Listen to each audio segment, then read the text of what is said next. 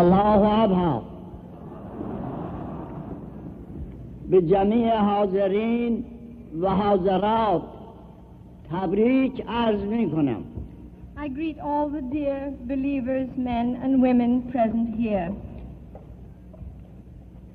هم عید اعظم رضوان را و هم جشن اعظم معوی جمال قدم جل ذکره الاعظم را.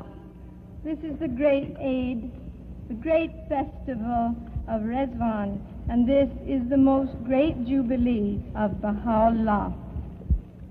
الحمدلله زنده ماندیم. وعده های الهیه را در الواح و آثار و مبارکه به تمام ملاحظه و زیارت کردیم. Thank God I have lived to see the fulfillment of the great prophecies in the holy writing. احبا باید عموماً قلباً روحاً شاد و مسرور باشند. All the Baha'is, all together in their souls and their spirits, must rejoice this day.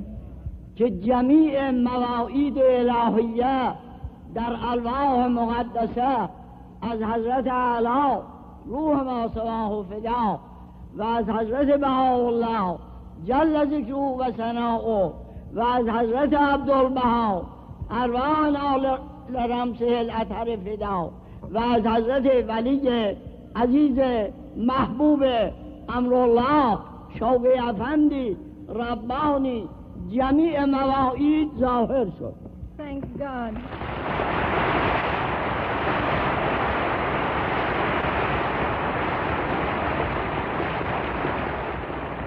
Praise be to God, all the promises of the Bab, of Baha'u'lláh, of Abdul-Baha, of our beloved Shoghi Effendi, all these we see fulfilled. بشارت با بشارت. Glad tidings, glad tidings. و اون چه از مواعید باقی مانده بعداً محتوماً ظاهر خواهد شد. And all the remaining prophecies will also be fulfilled. امروز شما در عالم ناسوت مجتمعید و به ذکر حق مشغولید، ولکن در ملکوت الهی امروز جمیع ارواح شهدا 20,000 نفوس در ملکوت ابها با شما شریک و سهیمند در این جشن اعظم. We are here.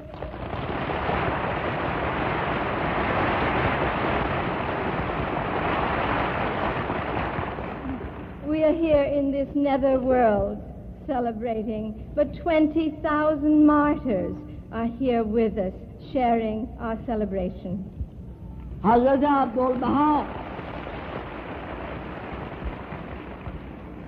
یک منظومه‌ای دارند، می‌فرمایند ولوله در شهر نیست جز شکن زلف یار، فتنه در آفاق نیست جز خم ابروی دوست. The Persian poet says, the Persian poet says, this great disorder in the town is my beloved's tangled hair, and it's my darling's curving brow, this revolution everywhere.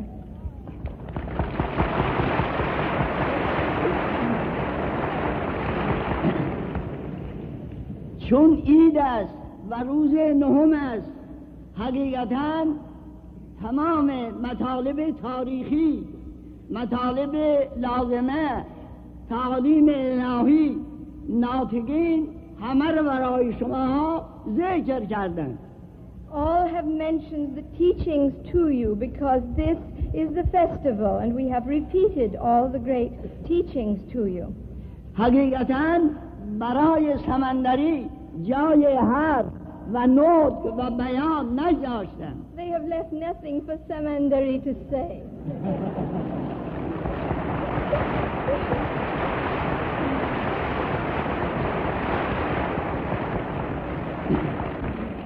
معلم من همیشه این شعر را تلاوت می‌کرد من هم برای شما تلاوت می کنم امروز. My teacher used to read this poem to me, and I read it for you now.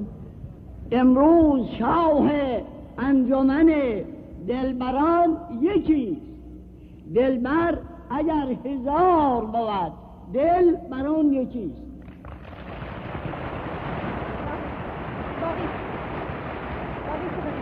این مطلب از کجاست؟ این مطلب از کجاست که برگفت؟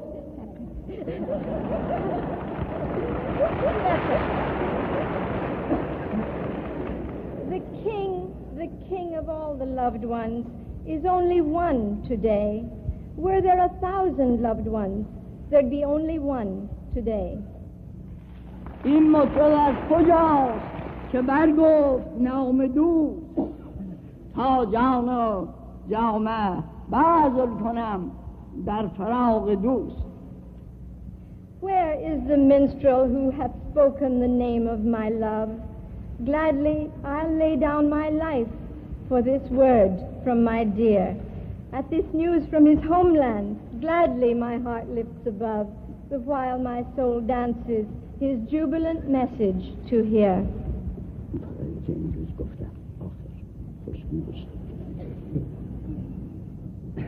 جلال قدم جل ذکره العظم در لوحی از الواح می فرمایند به نام خداوند یکتا. امروز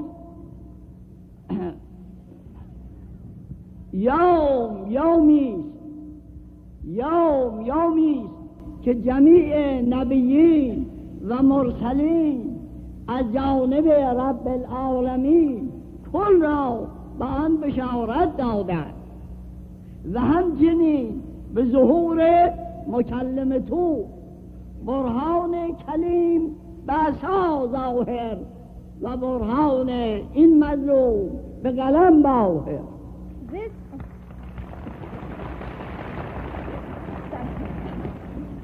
Hazrat Baha'u'lláh says, this is a day which all the prophets of God and his messengers have prophesied on behalf of the Lord of mankind, and in like manner they have all foretold the advent of the speaker of the mount.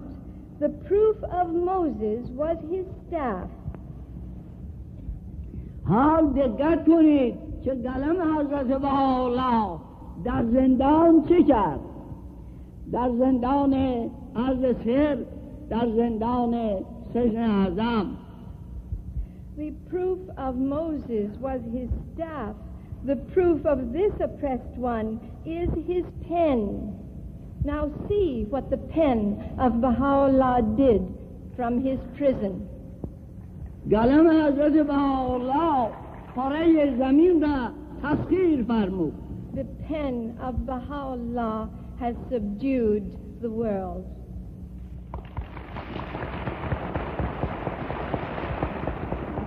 حالا چند فقره من چون ایده اعظم رضوان است از ایام تشرف خودم که بدون استحقاق بدون لیاقت در سن 16 سالگی نصیب من شد برای شما برای اینکه تفریح بکنید عرض میکنم. For your pleasure, I will tell you how I went to Baha'u'lláh without capacity at the age of 16.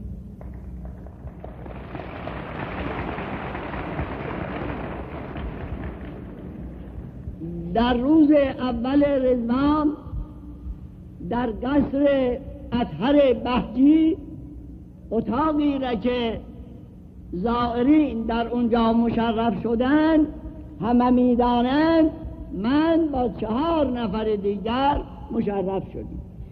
It was in a room that you all know, those of you who have been to Bahji, and I with 4 people was in that room on the first day of Rezvan, and it is there that I saw him. یکی از اون اشخاص مرحوم اندلیب علیه غفران الله بودند. One of these was the late Nightingale. His name was the Nightingale. از اصحاب اولیه حضرت بهاءالله که در محبس گیلان رشت 2 سال زندانی بودند.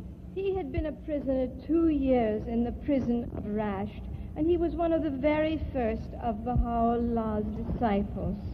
و به قدر 1 مجلد الواح از حضرت بهاءالله و از حضرت عبدالبها دارند.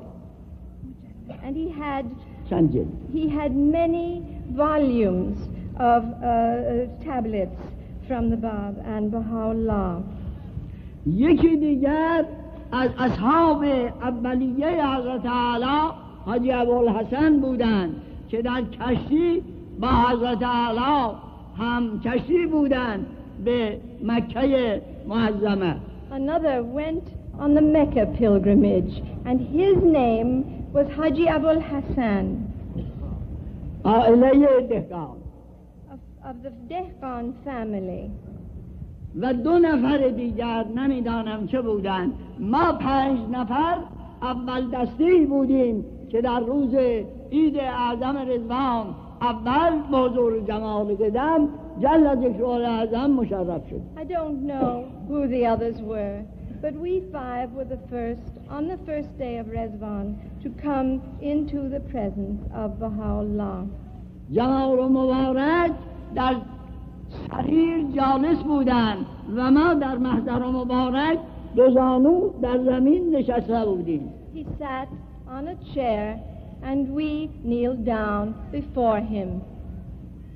اون وقت اتاق مبارک فرش او فقط حسیر بود، بوریا. There was only a straw mat on the floor.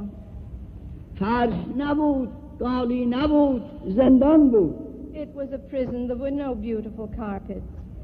جمال مبارک به قدر نیم ساعت 20 دقیقه از لوح مبارک سلطان ناصرالدین شاه پادشاه ایران تلاوت فرمودند. For 20 minutes or perhaps half an hour he read from the tablet which he had revealed for Nasiruddin Shah. با لحن بدیع آسمانی. In a heavenly voice. پس از اینکه تلاوت مبارک خاتمه پیدا کرد و در تلاوت 2 حالت از هیکل اقدس مشاهده می شد. And he was in 2 conditions as he read. یکی اون حالت عظمت و قدرت و اقتدار الهیه. One, the condition of divine might. یکی اون مظلومیت کبرا که در الواح و آثار مبارک همه خواندید و زیارت کردید. One, that great meekness, that humility that you have felt as you read his words. بعد فرمودن تراز افندی برخیز. Then he said, Taraz Effendi, rise. برخاستم. فرمودن از این گلها به هر یک از حضرات یکی بده. گلهای عطر که در روی اون دوشک مبارک در اتاق بود. There beside him were flowers, fragrant flowers, and he said to me, take these flowers and give one each to the friends who are present. به این 4 نفر که در محضر مبارک مشرف بودند به هر کدام یک گل دادم. To each one of those other 4 who were in the room, I gave a flower. و با یک حالت مخصوصی و مسرت مخصوصی فرمودند سهم ما را هم بده، سهم ما را هم بده.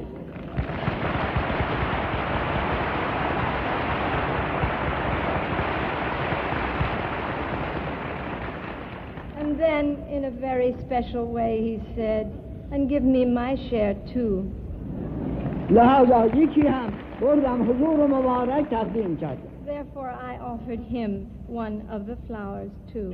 ایستادم فرمودند یکی هم خودت بردار. I rose and he said, and you take one too. بعد فرمودند فی امان الله. Then he dismissed us. He entrusted us to God. این یکی از جلسات عید اعظم رضوان بود که من مشرف بودم. اینطور شروع و خاتمه یافت. Well, this was one of my Rezvan days. This is how it began, and that is how it ended.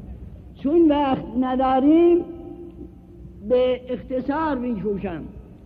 یکی از تشرف‌های من در یکی از باغ‌های عرض مقصود بود که اون باغ به جنینه معروف بود.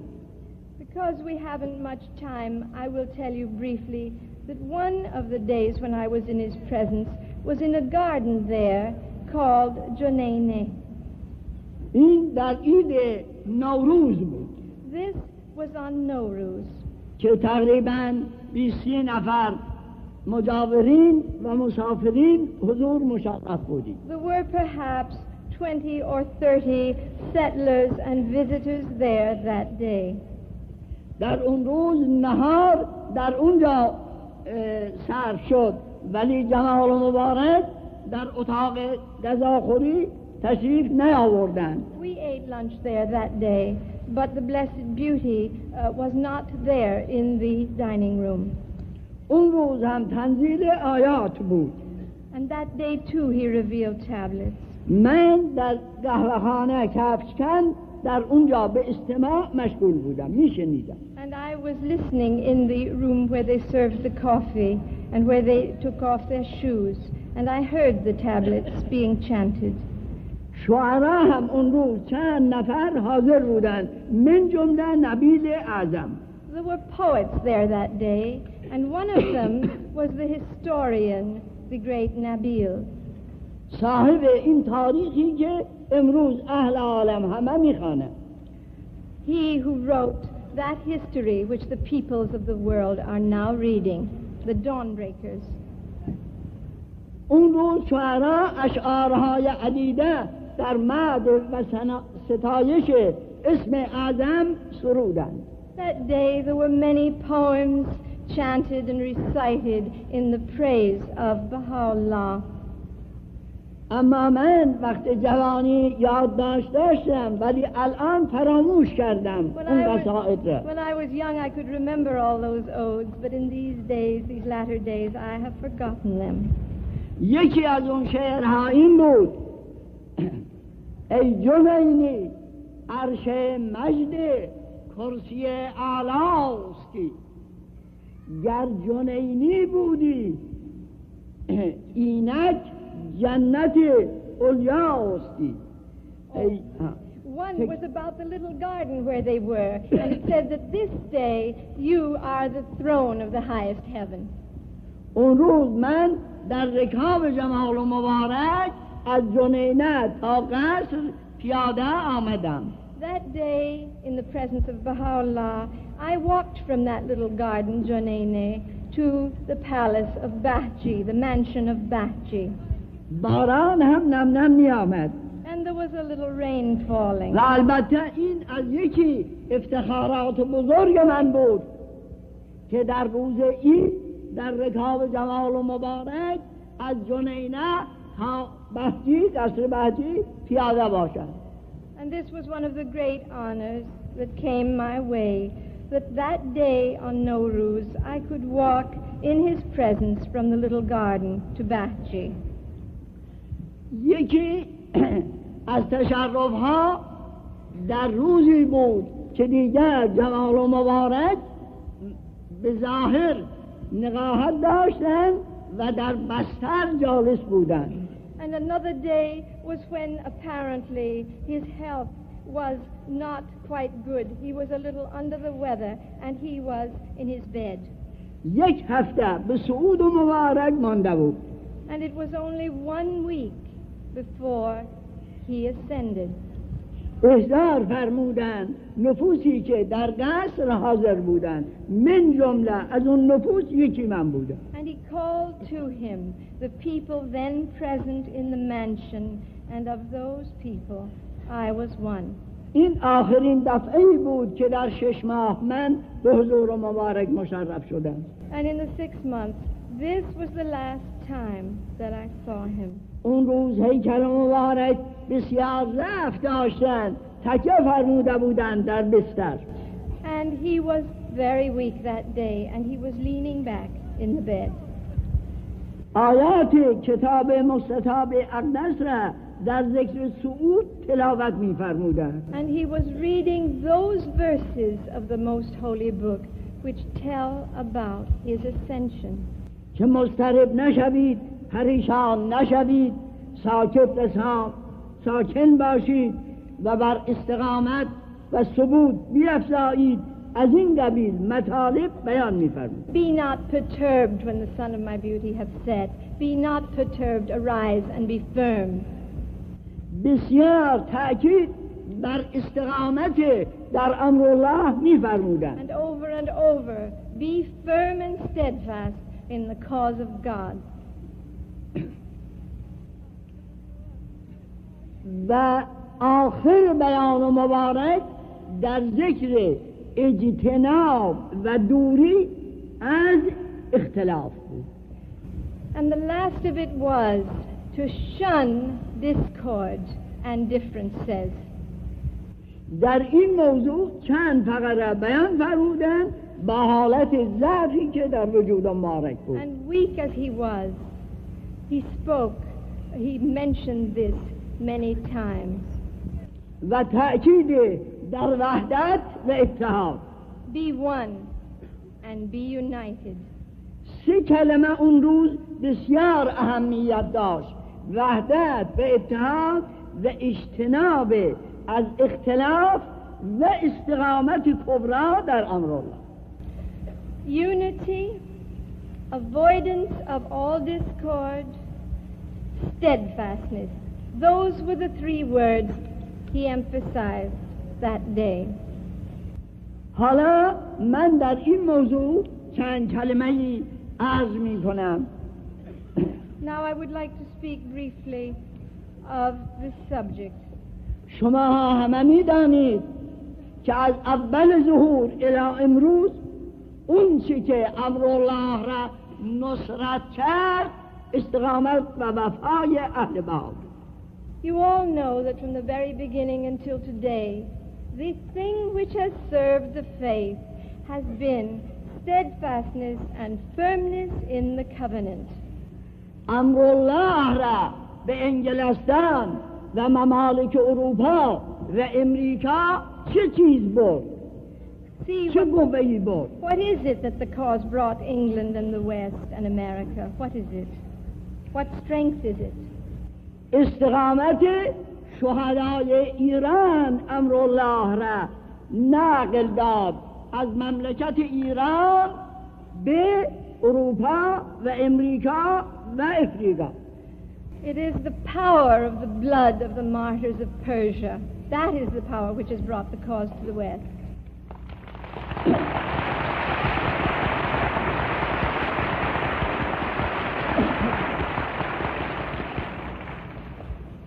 امروز هم باید همین طوری که احبای الهی استقامت کردند، اوامر مبارکه حضرت ولی محبوب عزیز امرالله را اطاعت کردند، مفارقت از عیال و اطفال و وطن کردند و هجرت به ممالک و دیار نمودند و امرالله را به سمع قریب و بعید رساندند و ناملایمات و مشکلات تحمل کردند تا اینکه نتیجه زحمات 10 ساله اهل بها، زن و مرد، دختر و پسر، صغیر و کبیر سبب شد تا اینکه این جشن اعظم در اول مملکت دنیا انگلستان که به قدوم حضرت عبدالبها مشرف شد و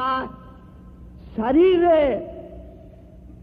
اطهر حضرت ولی عزیز امرالله در اینجا استقرار پیدا کرد، این تأثیر را داد که چندین هزار نفوس در اینجا به نام مبارک او مجتمع شدند و به ذکر و ثنای او امروز مشغولند.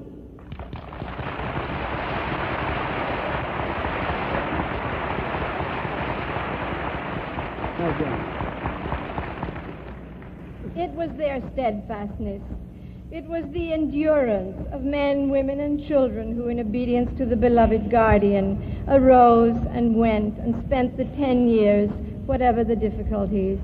And it is the blessed earth of His Holiness Shoghi Effendi here in London. It is these things which bring us here and make today possible.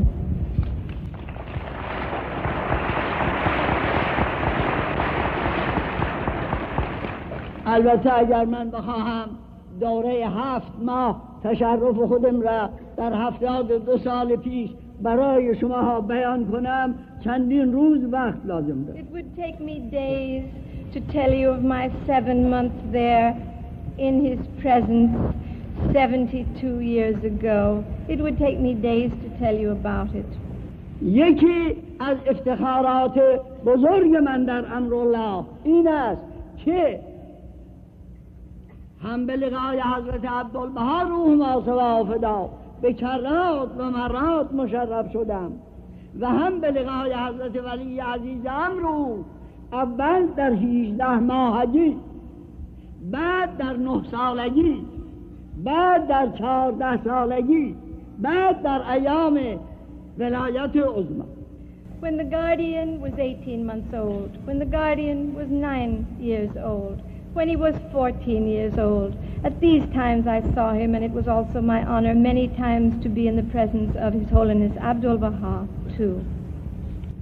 البته اینها هر کدامش یک حکایات، یک قصص دارد که هر کدام اونها یک کتاب وقت لازم دارد. Each of these events is a book in itself. اینها را که اشاره کردم برای این بود حضرت عبدالبها روح ما فدا در یکی از مناجات خودش، مناجاتی که به افتخار من عنایت فرمودند، در اونجا صریحاً امر می‌فرمایند و تحدث به نعمتی که بین خلقک. I tell you this because Abdul-Baha, in a prayer that he revealed for me, told me to tell about the bounties I had received amongst the people. این بود که تا این اندازه جسارت کرد. And that is why I have been bold to mention these things. حالا میخواهم به شما از خطابات جمال و مبارک چند فقره عرض کنم تا قلب شما هم مطمئن بشود هم مسرور. To reassure and to gladden your heart, I want to read you something from the words of Baha'u'lláh. میفرمایند جمال و مبارک یا عبد حاضر، سراج هایی که دارای یک فتیل بودند، من علل از اطفای آن عاجز مشاهده شدند. حال چگونه می شود این نار مشتعله را که اگر جمیع دریاهای عالم بر او ریخته شود تنقلب و به دهن خاموش نمایند. Present servant, we have seen lamps with only a single wick that all mankind could not put out. How then can they extinguish this blazing fire? Should they pour upon it all the seas of the world, the waters would be but oil to feed it. حضرت بهاءالله می‌فرمایند در اون وقتی که تنگی و سختی و مشکلات و زندان در نهایت شدت و طغیان بود، این بیان را می‌فرمایند. In a time of great trouble, in the prison and in great danger, His Holiness Baha'u'lláh revealed this. فسوف یبعث الله قوما اولی بأس شدید و بهم ینصر الغلام کما نصره اول مره اولئک لن یمنعهم الحجبات ولن یحجبهم الاشارات و ما کان ذلک علی الله بعزیز اولئک قلوبهم زبر الحدید بحیث لن یخافنهم شیء اما فی السماوات والارض کذلک ینصر من یشاء بفضله و کان نصره علی المؤمنین قریبا. Ere long will God raise up a people endowed with terrible might, and through them he will assist this youth, as he assisted him the first time. These are they who are not shut out by the veils, nor blinded by the illusions of men, and this is not difficult for God. These are they whose hearts are iron blocks, in such wise that nothing of all that is on earth and in heaven can make them to fear. Thus doth he by his bounty assist whomsoever he willeth, and to the faithful his aid is ever close at hand. جلال مبارک در لوح فردوس اعلی در ورقه دوم می‌فرمایند در این حین مظاهر قدرت و مشارق اقتدار، یعنی ملوک و سلاطین و رؤسا و امرا و علما و عرفا را نصیحت می‌فرماید و به دین و به تمسک به آن وصیت می‌نماید.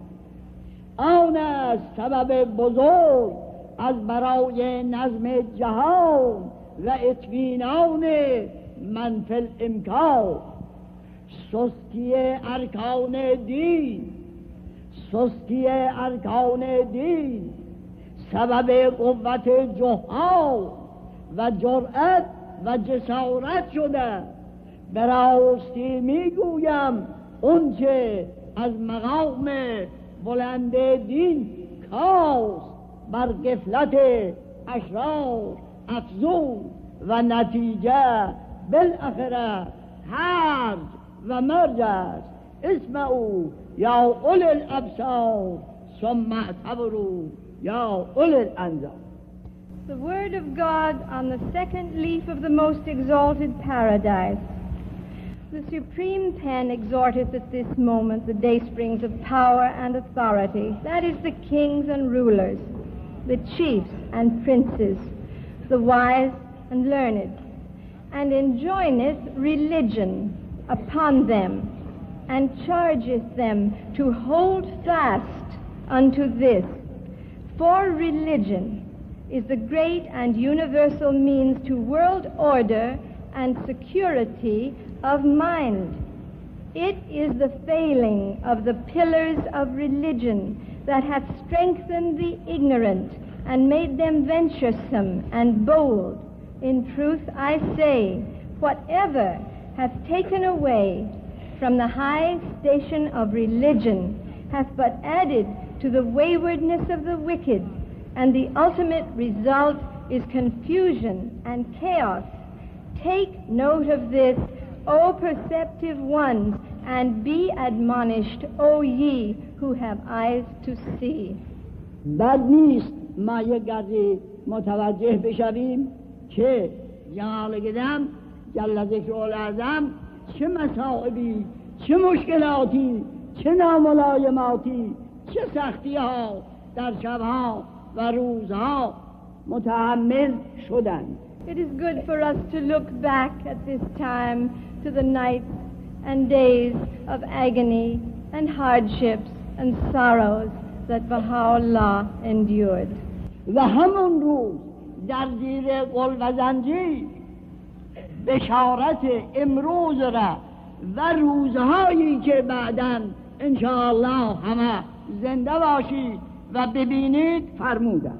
And at that very time he promised us today, and he promised us the wonderful future which God willing you will live to see. به شرط اینکه به اون روزها که رسیدید و مجتمع شدید به یاد امروز باشید و برای بنده هم از صمیم قلب طلب عفو و مغفرت از اون بحر اعظم الهی بکنید.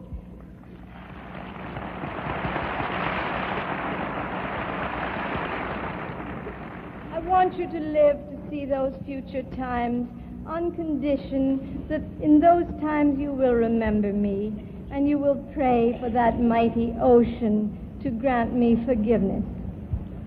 سبحان الله. حضرت نوح در کمال عداوت و بغضا و نون دیگر معین و یاور او و هر دو بر حسب ظاهر با جنود و عساکر، ایشان در قلعه حدید ساکن و مظلوم در بیتی که جدار آن به مثابه گرتاست. العمل مقطوع الا من الله لو یشاء یجعل الگرتاس حدیدا لو یشاء یجعل الگرتاس حدیدا اغلظ من الجبل والحدید رقیقا ارق من جفن العین لامر الله ادعوهم الى النور و یدعوننی الى النار و ما دعاء الظالمین الا فی ضلال اردت لهم العزة و ارادوا لی الذلة. Glory be to God.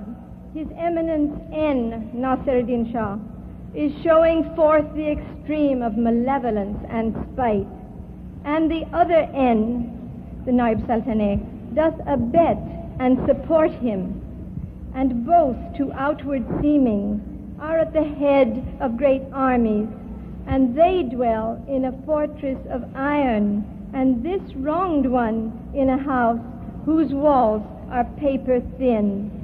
All hope is cut off except the hope in God.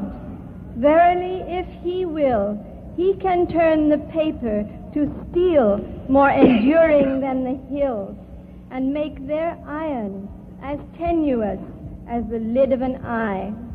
By the life of God, I invite them to the light, and they summon me to the fire. But truly the call of the oppressor only wandereth and is lost. For them I desired glory, for me they wish not save abject abasement.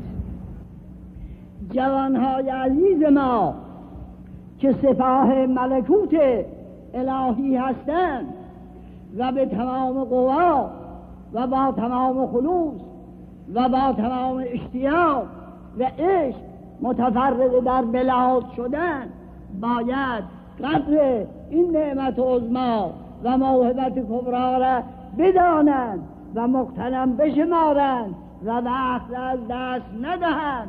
بدانند بعد از اینکه بیت العدل اعظم در عالم تأسیس شد، امروز اول قیام و اول روز خدمت است، نه اینکه خدمت تمام شد. لا والله، لا والله، حالا اول کار است، وقت شروع است، وقت این است که جوانها تأسیس و شهدای امرالله در ایران بکنند، همینطوری که اونها از جان و مال و هستی و نیستی و راحت و آسایش و عزت ظاهره صرف نظر کردند و همه چیز خود را در عشق الهی فدا کردند، اینها هم باید تأسیس و اقتدا به اون هیاکل قدسیه، به اون ارواح مقدسه، به اون جواهر نفوس بفرمایند.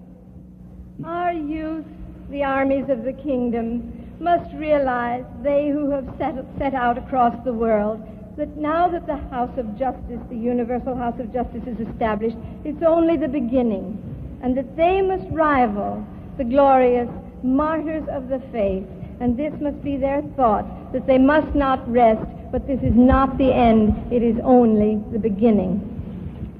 تصور نفرمایید که این عرض من از خودم کردم. نه.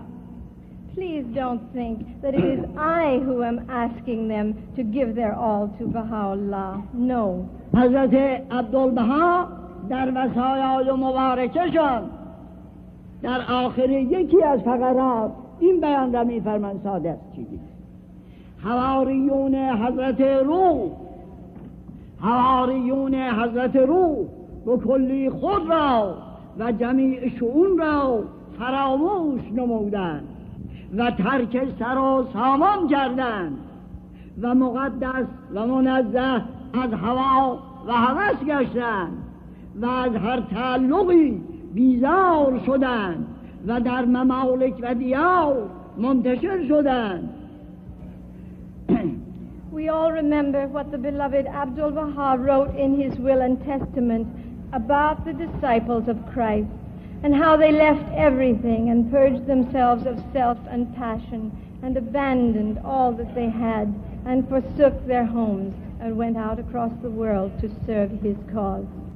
و به هدایت من علل از پرداختند تا جهان را جهان دیگر کردند و عالم خاک را تابناک نمودند و به پایان زندگانی در رهان دلبر رحمانی جانفشانی کردند و هر یک در دیاری شهید شدند فبمثل هذا فلیعمل العاملون. And how finally, after they had guided the people in various lands, they suffered glorious martyrdom. Let them that are men of action follow in their footsteps. برادران و خواهران عزیز، همه شما مطلعید به تاریخ. اصحاب حضرت مسیح که حواریون بودند 12 نفر بودند. حتی یک نفر از اونها برای او تزلزل پیش آمد. 11 نفر باقی ماندند. 11 نفر امر حضرت مسیح را به اینجا رساندند که بعد از 2000 سال امروز کره زمین در قبضه اصحاب مسیح است. Dear brothers and sisters, you know history. You know that Jesus the Christ had only 12 and that one was a deserter and then there were only 11, and you know that 11 subdued the world and that today the world is in the grasp of His Holiness Christ. حضرت عبدالبها در یک دوحی می‌فرمایند وقتی جمال مبارک از این عالم صعود فرمودند 50,000 اصحاب داشتند. 50. His Holiness Abdul Baha says that at the time of the ascension of Bahá'u'lláh, he had 50,000 disciples. حالا دقت کنید از وقت صعود مبارک تا امروز 70 سال متجاوز می‌گذرد. Now see, 70 years have passed since that time. شما در یک هندوستان الحمدلله 100,000 نفوس دارید. Thank God in India alone you have 100,000 Baha'is. در افریقا نزدیک است جمعیت شما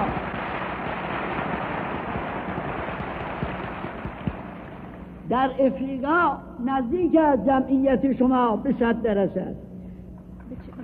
به 100,000 نزدیک است. In Africa, the Baha'is are almost 100,000. در ممالک اخرى الحمدلله جمعیت کثیر دارید. And many in the islands of the sea. هیئت ایادی عزیز مخصوص حضرت خانم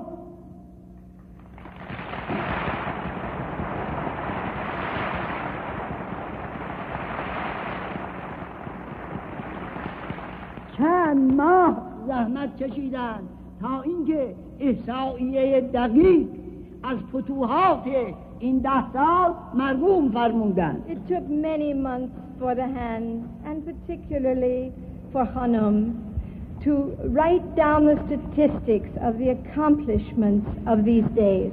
البته جمیع ایادی امر در این مسئله شریک بودند، ولی سهم اعظم با حضرت خانم بود.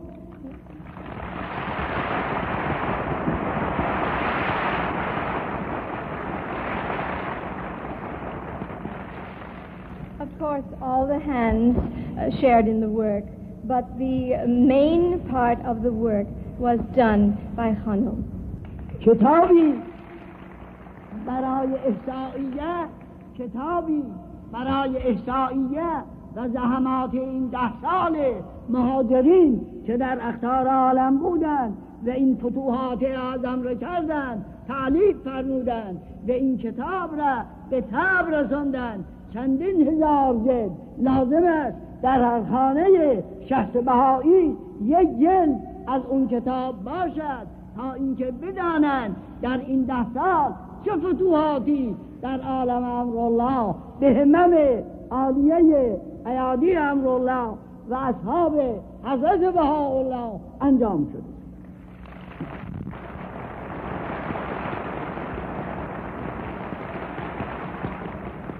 And every Baha'i household will want a copy of this book of statistics and achievements and victories that she has compiled about the 10-year plan and its results. لذا روز همت حضرت عبدالبها می فرمند ای احبای الهی همتی. Oh friends of God, make a great effort. ای احبای الهی غیرتی. Oh friends of God, have great pride in your work. امروز روزی است که باید عموماً خودمان را به اون چه در ملک است فراموش کنیم. Today we must forget ourselves and whatever is in the world. نه به کمال همت قیام کنیم با تأییدات الهیه برای اینکه این سپاه ملکوت همینطور جلو بروند، روز به روز سنگر بگیرند، سنگر خالی نکنند. And this army must go forward day by day and the posts must not be deserted. من البته خیلی مطالب میخواهم به شما ها عرض کنم ولی والله نفس من همراهی ندارد. پیریست دیگه خیلی عذر میخوام از شما. این شعر آخری شعر جمال قدم اگر خیال جانی. البته بله. I have much to tell you but my breath fails me. It's old age. البته همه شما ها میدانید که جلال مبارک دعوتنامه‌ای که در اول امر اول ظهور مرقوم فرمودن چه بود اون دعوتنامه؟ You know that in the very early days that the first His Holiness Baha'u'lláh gave all the world an invitation and what was his invitation? فرمودن در خیال جان همی هستد بدین اینجا میا. This was his invitation. If you seek in your heart to save your life, come not to our abode. ور نثار جان و دل داری بیا و هم بیا. If you long to offer your heart and soul, then come whate'er betide. رسم ره این است گر وصل بها داری طلب.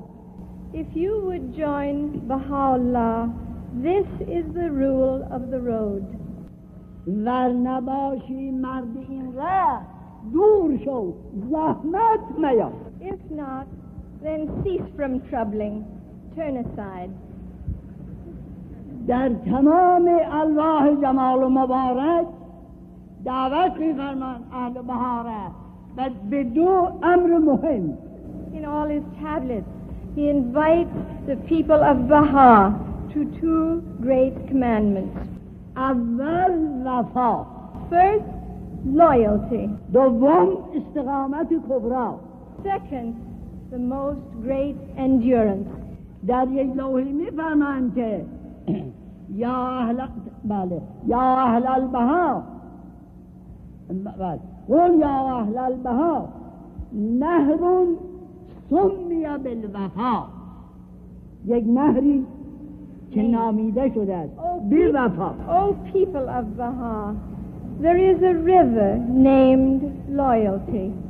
من شرب منه فاز بالاستقامت الکبری. کسی که از اون نهر نوشید به استقامت فایز. And whoso drinketh of this river will attain to the most great steadfastness and endurance. تکرار می کنم جلال و مبارک می فرمایند نهری در عالم که او نامیده شده است نام مقدس او نام مبارک او وفاست. هر کس از این نهر نوشید، چشید، آشامید، چی میشد؟ تازه بالاستقامت کبرا. I repeat, he says there is a river in the world, and the name of the river is loyalty, and whoever drinketh thereof will attain to the most great steadfastness. حضرت عبدالبها 30 سال از بی‌وفایان شکایت فرمودند. 30 years His Holiness Abdul Baha bemoaned the deeds of the disloyal. حضرت ولی محبوب عزیز امرالله ناله و فریادشان از بی‌وفایان به عنان آسمان رسید. And our beloved Shohi Effendi made moan at the deeds of the disloyal, and his cry reached to the heavens. این مظلوم عالم 36 سال در عکا و حیفا زحمات متحمل شدند. This wronged one of the world, Shohi Effendi, for 36 years toiled in Akka and in Haifa. این همه هدایت، این همه فساد از عدم به وجود آوردند. And brought out of nothingness all this into being.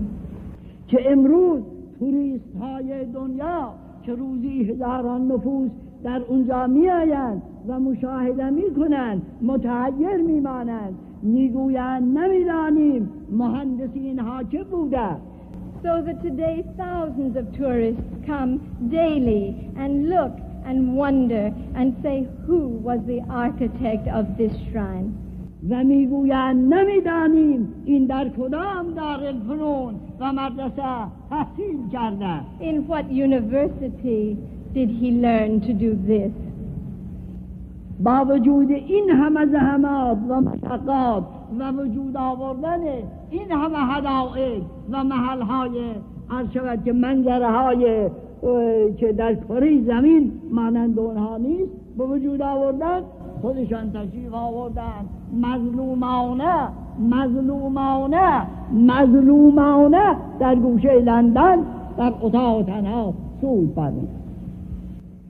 And in spite of this peerless magnificence and this beauty that his hands built, he himself came alone,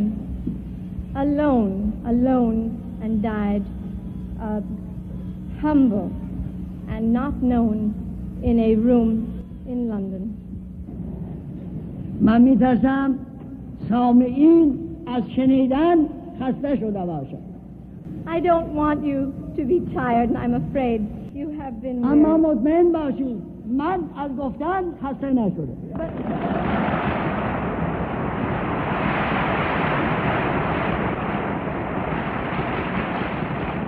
But you can be sure that I am not tired. برای اینکه تشکر نعم الهیه را بکنم این کلمه را عرض میکنم. I say this to thank God for his bounties. حضرت ولی محبوب عزیز امرالله میفرمایند سمندری 100 جوان در کارهای تو متحیر.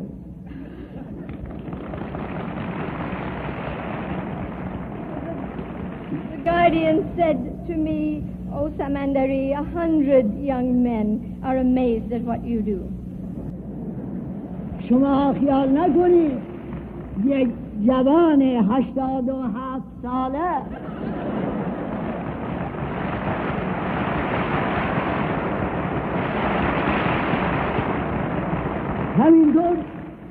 همینطور بی خود زنده است. نه والله نه بالله من تا حال 100 مرتبه مردم اما او مرا نگاه داشت. Don't think that this young man of 87 has stayed alive for nothing. There must be a reason, because I have prayed many times, but he has kept me here anyhow.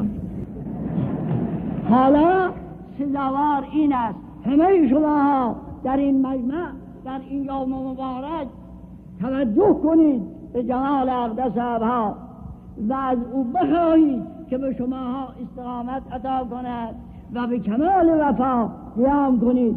خدمات خودتان را به آخر برسانید. میدانید من چرا حرکت میکنم؟ برای اینکه متجاوز از 20 توقیع مبارک به من میفرمایند تا آخرین نفس مقاومت و مداومت. You know why I keep traveling? Because in at least 20 tablets he says to me, to your last breath, act and serve and endure. And so all of you must arise and go on and be faithful and serve and endure. برای اینکه یک قدری بیشتر تبسم کنید این را عرض می کنم در شهر ما که قزوین است، شهر جناب طاهره.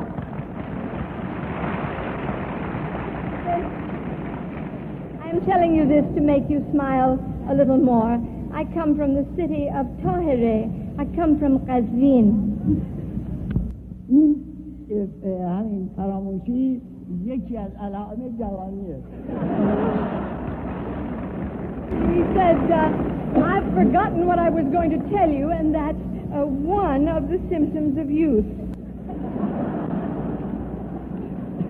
حالا سرکار مرزیه خانم به من دستور فرمودن حالا که فراموش کردی الله اکبر بگو بسه.